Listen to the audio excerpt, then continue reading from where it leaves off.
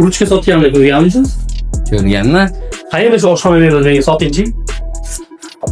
Bu oshxona mebelimiz sifatli, chiroyli, hamyonbop.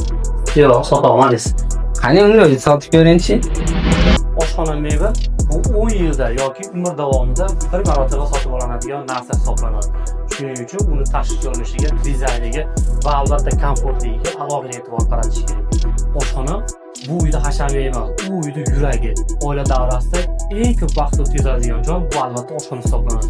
Shuning uchun tanlovda adashmaslik kerak.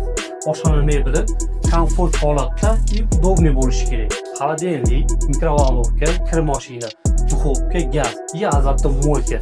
Mo'lka albatta chiroyli holatda eng zo'ri bo'lishi kerak. Va mana shunday mexanizmlardan ham foydalanish tavsiya etiladi. Salom sevinch. Здравствуй, Beauty. Chiroq yoqilsin. Окей. Чирок yoqildi. O'rta tezlik. Окей. O'rta tezlik. Bu oshxonani qulayliklari bir ko'rinish. Biz bilan oshxonangizni qulay qilib beradi. Qulayliklar bilan boyiting. Asta-sekin o'g'illarga aloqa qiling.